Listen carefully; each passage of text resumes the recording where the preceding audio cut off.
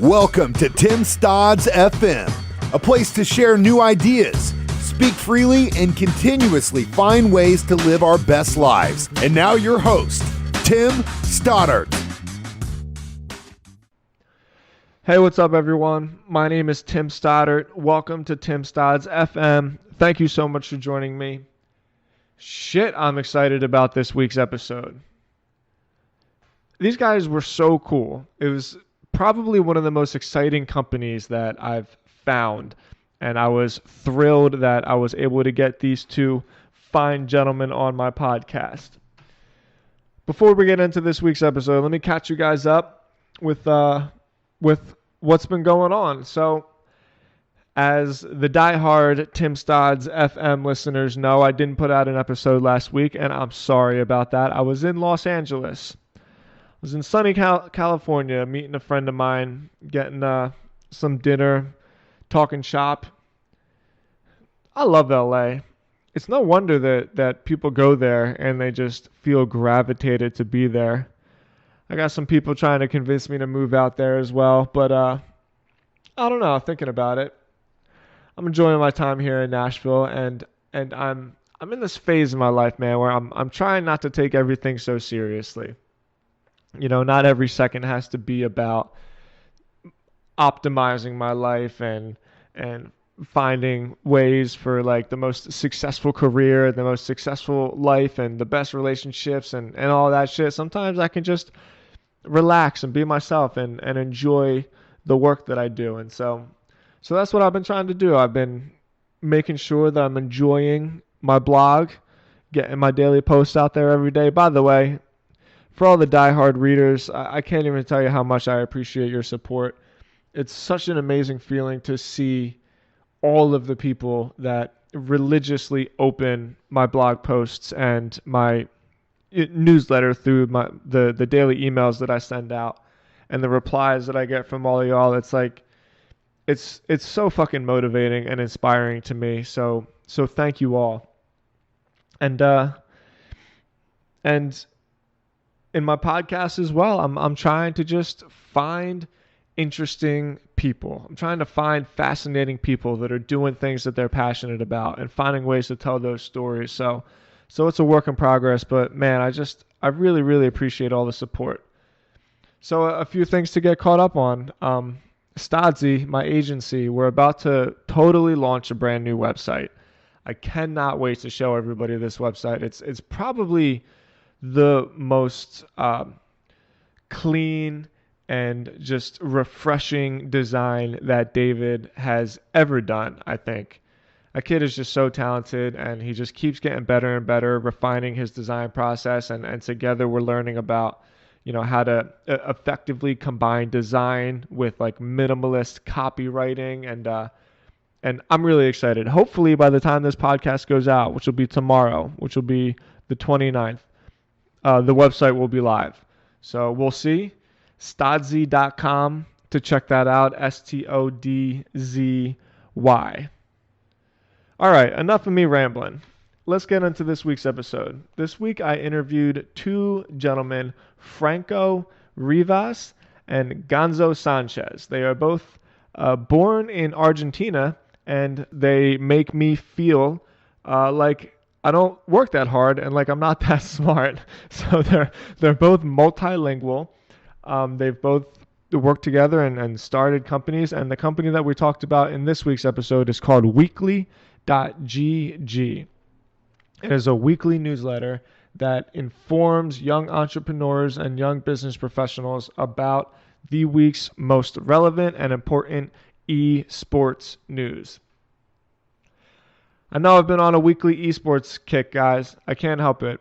I'm just so excited about the future of esports and about competitive gaming and what it's going to look like in the next 6 months, the next year, the next 5 years, the next 10 years. I'm telling you guys, this shit's going to take over. With all of that, I'm making a bold prediction right here, right now. Weekly.gg is going to be one of the most important media outlets in the entire industry. The product that these two gentlemen put out every week is really phenomenal. It's a beautiful newsletter. It's informative. It's entertaining. It's easily digestible, and God, I'm just so excited about what they're doing. I'm like a fan. I'm a real fan of their product, and I was really thrilled that they came out onto my podcast. All right, it's been about 5 minutes of me aimlessly rambling about my life and about the things that are going on with it. So please help me welcome Franco Rivas and Gonzalo Sanchez from weekly.gg. Yeah, definitely. Hellies. Are you guys ready to do this? Yeah, man, for sure. Ready to roll. Fantastic. Well, Franco, Gonz, thank you so much for joining me on my show today. I really appreciate you taking the time on a Saturday to come chat with me. No, man, thanks for Absolutely. having us. Very happy to be here. Great. So, well, first, two things. We're just going to kind of jump right in. This is the first time I've ever had two people on my show at one time. Oh. So I'm really looking forward to like the different dynamic of a conversation in that way. Yeah, But definitely. to start off, I'm like, my show isn't an esports show. It's kind of a mix between like an entrepreneurial show and just finding like really fascinating people. But so much of the last couple months has just been having guests that are involved in the esports scene in many different ways. My last guest was a guy that actually created like the first esports stock. And a couple weeks before that, I had a pretty big esports streamer. And I can't help but get you guys on the show, because what's going on in this scene is like so exciting to me and just so like fascinating, because nobody really knows exactly where it's going to go or where it's going to head. And I guess I just wanted to start with your guys' take on how you even got involved in the gaming scene in the first place. Like, were you guys gamers as a kid? Are you not gamers and just kind of like the scene? Tell me a little bit about that context for you. All right, so I think that both of us, so we Gonzalo and I, we know each other for a long time, since we're kids. And when we were younger, we used to play some games. We're not the type of people that would be like full gamers. We've never been. We used to play like a little bit of, Age of Empires maybe back in the day. But Some FIFA as well. Yeah. I think a little bit is a bit of an understatement. We played quite a bit. But we're definitely not the prior gamer types. But yeah, we played quite a bit. Age of Empires, Counter-Strike, FIFA, Yeah. whatever we could get our hands on when we were kids. Yeah. And on my end, later on, when I traveled to US, when I did like 2 years of college in Argentina, and then I went to United States, and I'd never seen what esports was. I just knew a little bit about games. That's it. And when I was over there, I was in Kansas. I found out these people in a gaming club playing League of Legends, and I guess that was the first time I saw it in a competitive way. And I really got very interested in how committed they were, and how specifically they were thinking on what it takes to be a pro gamer. So that's what I first saw the scene pretty much like 4 or 5 years ago. Yeah, on my end. Go ahead. Sorry to cut you off. Yeah, on my end, I started.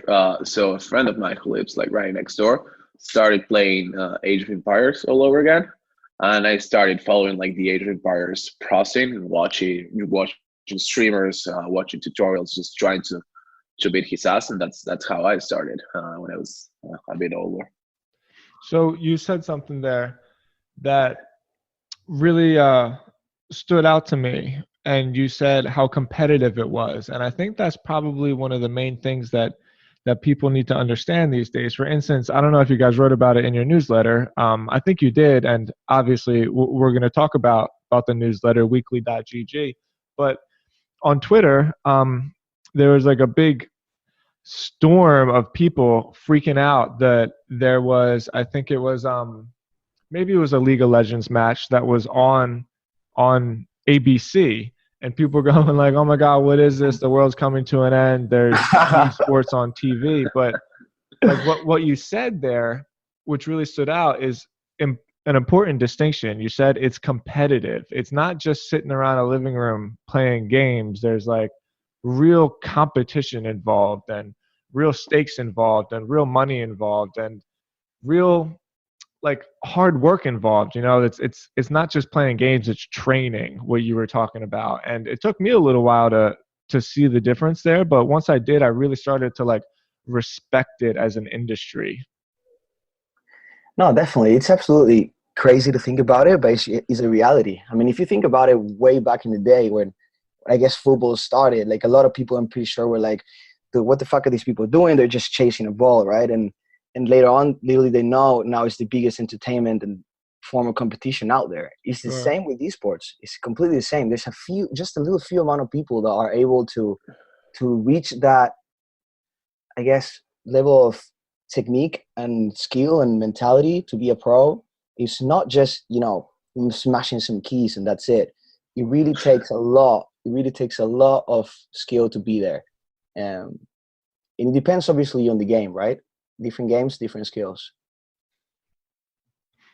Yeah, I think so too. And I think I didn't grow up playing video games too much. I would play Halo with my friends from time to time, and obviously GoldenEye, and just those kind of games where you could sit around a TV and sort of scream and yell at each other. But for me, I was kind of trolling around on YouTube, I think, and I saw a live competitive match of StarCraft in Seoul, South Korea, and basically sold out, like an arena. I remember just looking Yeah. at it at this video. It was 4 or 5 years ago, and I never seen anything like it. I was like, I don't know, like what is this? And it really just kind of captured my imagination and got my attention. And now, since that scene has, I think it's kind of safe to say that Seoul, South Korea continues to be like the mecca of a lot of competitive esports, but it's global now, Yeah. Europe and Germany and obviously the US. And uh, from talking to you, it's getting bigger in South America as well. I mean, where do you see this stopping? Do you feel like I feel that it's going to be the biggest entertainment industry that there is, or do you think that there's a cap on it?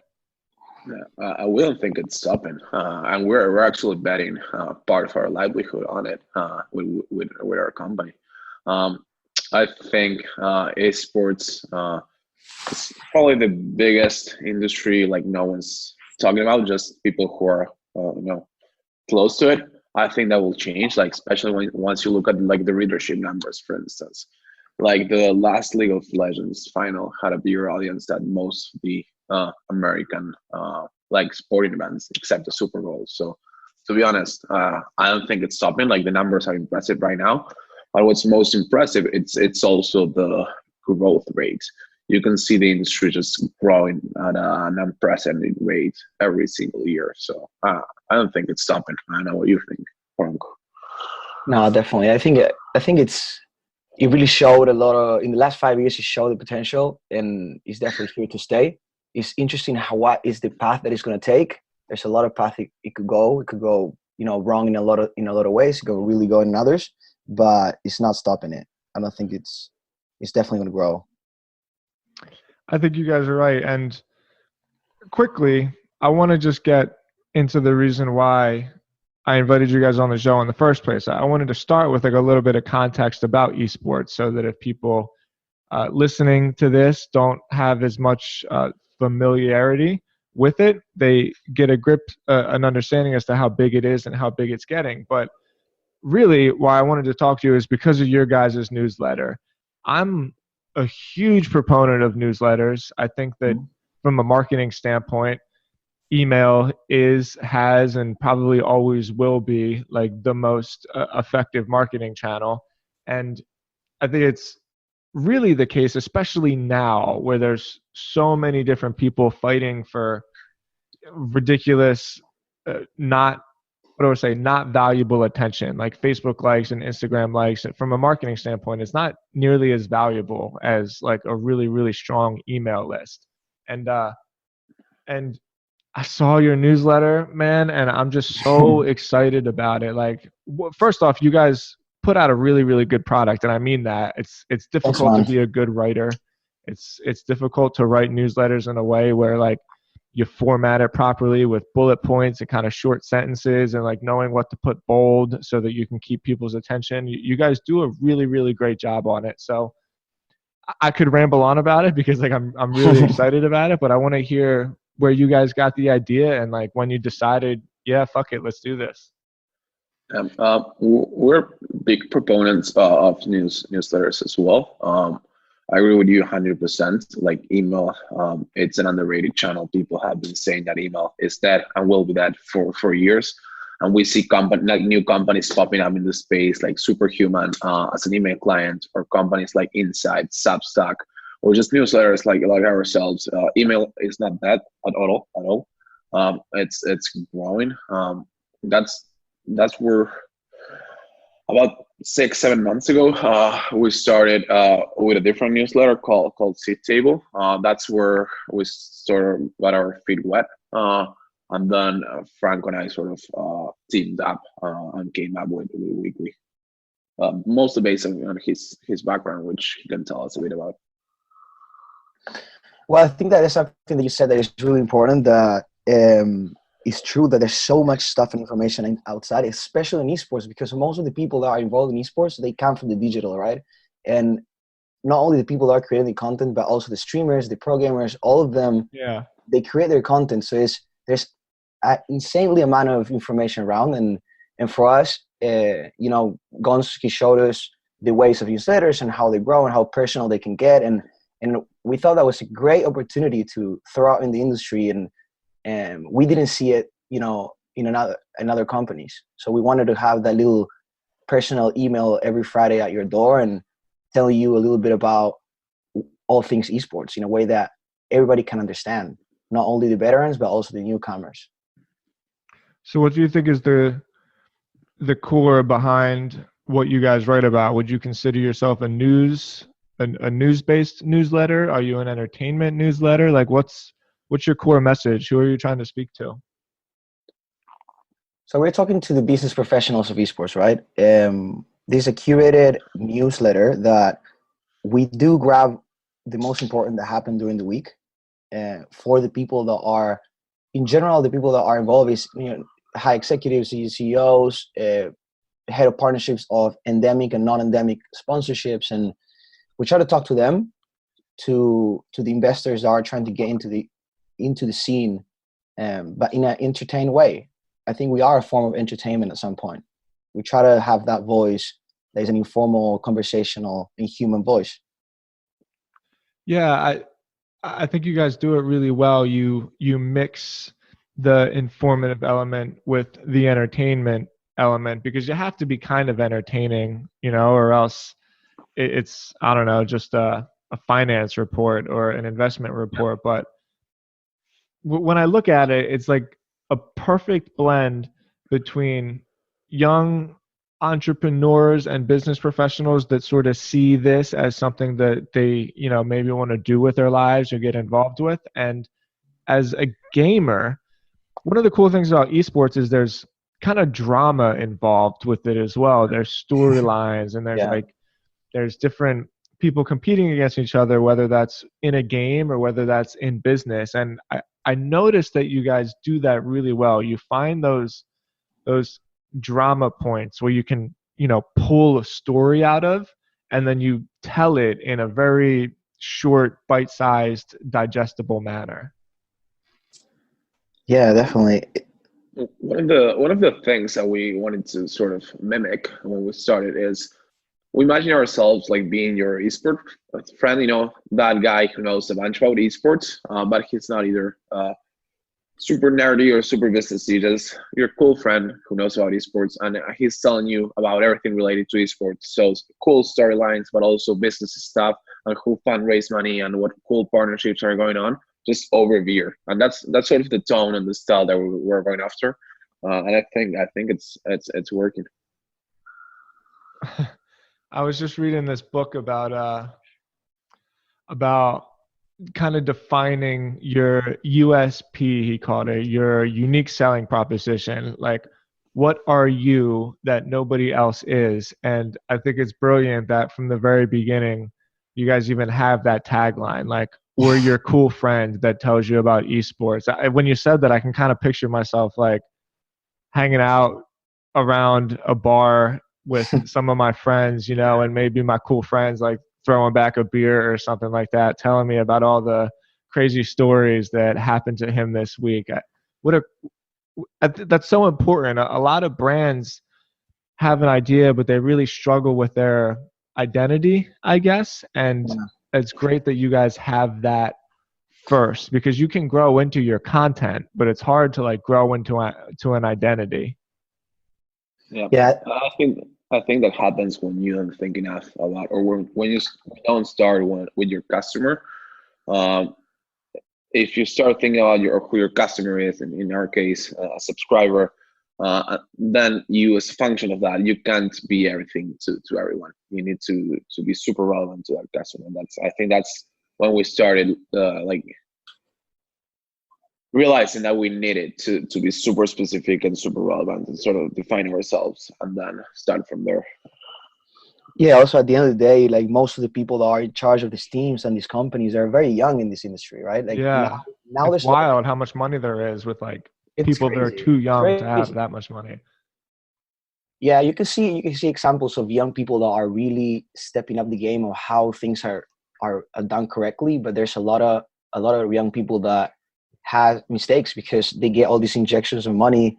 It's a lot of money, and they maybe rush opportunities or rush decisions, and because all these people are young, I guess that the tone that we're doing in the newsletter works because they want to hear it like that. They want to be informal in the way that the stories are told. Yeah, great point. And Gans, you made a point too, which I w- we have a lot of things in common. I can tell even just from this short conversation, because when you said you can't be everything to everybody, but you have to be something to somebody, you said something around there. Yep. There's so much content and so much information that in order to really succeed, it's important to not try to think to yourself, I need to get as many subscribers as possible. Like it's better to have a smaller amount of subscribers by people that actually want to hear the shit that you're saying, you know? So if Sure. you know exactly who it is that you're talking to, you guys are in a perfect starting position. And yeah, I talk about this a lot because I have just a methodology behind the brands that I start. And that's probably the first thing. Like the idea isn't to be as big as possible. The idea is to find the people in your tribe and like speak to them. And the fact that you guys already kind of have that, I think it shows that you're going to continue to have a real successful newsletter. Yeah, I mean, I think that's for us that was one of the main things that we try to achieve at the beginning. You know, let's not just put advertising money, just throw it there and get as many people as possible. Let's try to build the content for just a little niche of people that we know they want this, and try to make them happy so they can bring the people and build that mouth to mouth. Yeah, I think a good indicator of that is that we don't look that much at the number of subscribers. We care a lot more about the open rates and the number of clicks and the number of replies. Yes. Those are the metrics that we use for quality and engagement, and that's what cares the most. That's what matters the most to us. And we'd rather have or focus our energy on delivering a fantastic product and getting a 65-70% open rate than just throwing something out there for thousands and thousands. Hold on, you guys have a 65% open rate? It comes and goes, but it's Yeah. usually over 50. Yeah. Yeah. No way. Over 50? You're kidding me. Yeah. Yeah, we're consistently over 50. Yeah. All right. Well, that's amazing. Congratulations, first off. Like, that's amazing and really, really exciting. So, let me switch positions here a little bit. Even just talking to you guys, like, it's clear that you didn't just have an idea and went with it. Like, you know what you're doing, even just kind of the terminology that you guys are using. So, before we started recording, Gons, you briefly told me a little bit about your background. You were involved in e-commerce, but Franco, I don't really know about your background. I probably should have started with this, but just listening to you guys, like like I said, it's clear that you know like what you're doing and what you're talking about. So where'd you learn all of this? We worked together at the beginning when we were like, I can't remember, Gone, what time was it? We were like 16, 19? Okay. Yeah, So 19, I think. Yeah, we did like a startup together in Argentina. Gons was always involved with growth marketing since he was young. He kind of tucked me into the entrepreneurial life, and he gave me some books, so I started craving those too. And then later on, we sold our business, and then each of us did a little path. So he went to keep working into growth marketing in different companies, and then I went to study business in US and graduated. And after that, I got involved more in the creative side of design, UX, UI, videography, until I found Fnatic, which is one of the biggest teams in esports. It's located in London, and I wanted to work in esports since when I discovered it in US. So I applied for a UX, UI design position there, and I worked there for a year and a half, and then we decided to make ourselves and do it weekly, and came back together with Gons and another friend from Argentina, and built up with everything we knew. So we kind of combined, Gons marketing side, my design and esports background, and the other guy called Alan. He is really good salesperson. So the three of us are kind of complementing what we're trying to create. So what was the business that you guys started together that you said you sold? You guys already sold a company? Yeah, that was the e-commerce company I mentioned at the beginning. We started it when I started with another friend when I was 19. 3 or 4 months later, I got Franco to join us, and we ended up selling that company. Of course, definitely not for a life-changing amount of money, but it was for us at the time. And after that, that's sort of when we diverged paths. Franco got into business school. I got into growing stuff. I've been growing companies and startups for the past, 7-8 years or so, mostly in the e-commerce and B2B space. That's pretty much it. But so what was it? What was the first, like you said it was an e-commerce brand. Was it like an Amazon store? Were you guys selling t-shirts? No. It was sort of like a first version of DNVB, sort of digital native vertical brand with it, mostly clothes and stuff. Okay. Yeah.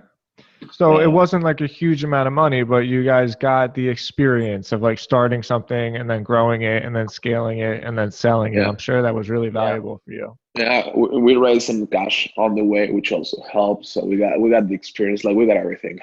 We got the high highs, raising money, selling stuff, the low lows, just everything in between. And we got a bunch of experience. We were super young, and we're super thankful, not only for that experience, but for going through that experience together as a team. Like Franco said, we're childhood friends, but we also went through a company together. So that's definitely helpful. Now, like 6-7 years later, we're starting another one. So exciting times. Yeah, that is really exciting. So another thing, I always try to add some like technical value to people listening, because a lot of people follow me and they listen to my podcast because of just the advice I give about growing brands and growing companies. So I had you mentioned Substack. I had Hamish McKenzie. He was one of the founders of Substack on my podcast. I think what they're doing is really, really cool. And they have like a cool monetization method where you give away most of your free content and then you just have subscribers for premium content or whatever. Yeah. It looks to me like you guys, well, truth be told, I haven't quite figured out how you guys plan on monetizing. With newsletters, there's a few really, really tried and true monetization methods, but I think that a lot of people make the mistake of trying to monetize it too soon. And I get the impression that you guys are just worried or working towards building your follower base. But is there like a monetization path? I'm curious on what route you guys plan to take. So we actually have a monetization process right now working, which is at the moment the newsletter is 100% value. We are not monetizing that except from sponsors that want to sponsor the individual newsletter. The premium plans are on the go, but not at the moment. We want to wait for that. But what we do have is it's a list called GG List. So if you go to the webpage, it's weekly.gg/list. We created there is an esports network kind of database where you have thousands of data on companies, communities, people, investors, sponsors, all related to esports. So that's our entry on monetization today. Yeah, we like to think as that as sort of like crunch base for esports, sort of like an MVP hacky way. That's how we're monetizing right now. But on the newsletter side, we're not super concerned about that yet. For me, the paid newsletter model is definitely interesting. I've been following Substack for a while. I subscribe to a bunch of newsletters like Stratechery, for instance. So I think we're definitely going to explore that route. And chances are that when the time comes, we're going to look into Substack. But for now, like as I mentioned before, what we're looking for or what we're trying to optimize for are those engagement metrics to make sure that we're really delivering value before asking for money, hard-earned money in exchange. I think that's really cool. It's difficult to be patient with that kind of thing, but with newsletters especially, because inboxes are so what's the word, like protected. Like, we get spammed every single day in a million different ways, but you ever notice for some reason if somebody gets a spam email, like you're just super pissed off and you feel like, I don't know, somebody like violated your personal space, like email inboxes are really just protected and personal, I guess you could say. Like we it's a safe feel place. Yeah, it really is. So when somebody opts into a newsletter or just opts into any kind of email, really, I think it's important to respect that because they gave you permission to say like, hey, I want you to talk to me. And if you violate that with like spamming them or trying to monetize it too early, I think you can really screw yourself. And I've seen people do that before. So I think that's great what you guys are doing. That's very true. Yeah. That's why we try to really connect with every person that subscribes with us. We try to engage the wheel of feedback. So we ask them where they're from, what they do, what they think about the newsletter. So we try to do all these, process of feedback. I'm going to keep doing it. And through feedback, we're going to see when is the right opportunity to start creating premium content. Yeah. We spend like a stupid amount of time just talking to our users. Just like you've probably seen, we encourage them to reply, to talk to us. We jump on the phone with them. And you mentioned a word that for me is key. You mentioned permission. Yeah. I've been a big proponent of email as not only as a marketing channel, but also as a communication channel. Ever since I read Permission Marketing by Seth Godin, I don't know, like 8, 9, 10 years ago. Yep. So I think we're on the same page there. Yeah. If Seth Godin ever listens to my podcast, I would be like embarrassed because I can't go an episode without one of his ideas or concepts like popping up. Permission marketing really changed the game for a lot of people. For me, it was linchpin, just the idea that if you're trying to be what everybody else is, the only thing that you can do to differentiate yourself is make yourself cheaper. And that's a race to the bottom. So in order to succeed, you have to be what he calls a linchpin, which is something that like you can't go without, and I would already consider you guys that. Like now that I've subscribed to the weekly and I get you guys in my inbox and I'm excited about it. Like you can't go without it. I did a whole blog post about this. There's just certain things that once you get it, you can't go back. Like Spotify is one of them for me. You know what I mean? Like I can never not have Spotify again for the rest of my life. Or, for me, my Microsoft Surface, like I can take it anywhere. I can take it on planes. It's got a keyboard, like now that I have it, I can't ever not have it again, and he's just a genius, man. Like I don't even understand how he figures this shit out. He must just sit around and kind of think of it. He's a genius. But it's funny. There's a methodology to measure product market fit that looks at how disappointed a user would be if your product wouldn't exist anymore as a proxy for product market fit. And I think we're starting to look at things in that way. How essential are we for your life or for your weeks? So yeah. Man, I wonder, when you think about it that way, like, what is the thing that esports business professionals need more than anything else? Is it information? Is it contacts? Is it, like being is it being a step in front of everybody else that's trying to do what they do? That really makes me think when you put it that way. Yeah. Yeah, we'll still have a long way to go. We still need to talk to our users a lot more. Right now, we have our heads down. We're working hard on the product and the newsletter, but we don't know where this will take us yet. And it's for us. We're not scared. For us, it's super exciting. That is very exciting.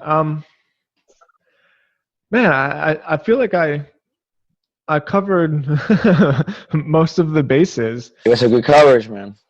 Yeah. Say again. It was a good coverage. Yes, we went. Yeah, I appreciate it.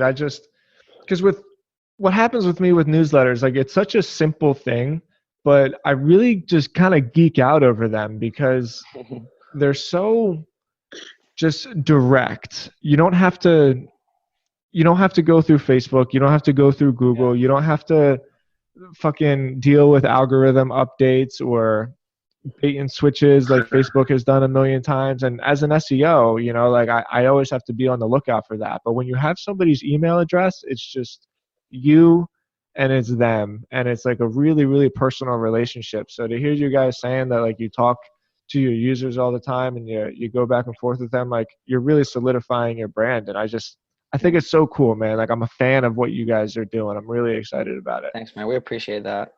Thanks. We're really good. We're really good. Great. So before we sign off, let's just talk about where people can find out more about you guys personally and, of course, where they can sign up. Gonzalo, you want to go? Yeah, sure. So you can sign up to a newsletter that's weekly.gg. I also mentioned a different newsletter that we run called seedtable.com. That's about startups and tech in Europe. You can find more about myself. I'm Gon Sanchez S on Twitter. Probably the link to that, it's hard to get at the first time. The link to that will probably be in the show notes. I'll send it over. Franco? Right. Yeah, you can find me on Twitter, Glass of Jaeger. Yeah. And then, as Juan said, the newsletter, our main point, come talk to us. We would love to meet new people and tell them about esports. Sounds great, man. Really, really, again, appreciate your guys' time. Come back. Let's do this again in like a year, and we could talk about how much growth you guys have had and how successful it's been. All right? We would love to. We had a lot of fun. Sounds great. Yeah. Appreciate it, fellas. We'll talk to you again soon. Okay. All right. Thank you for having us. Later.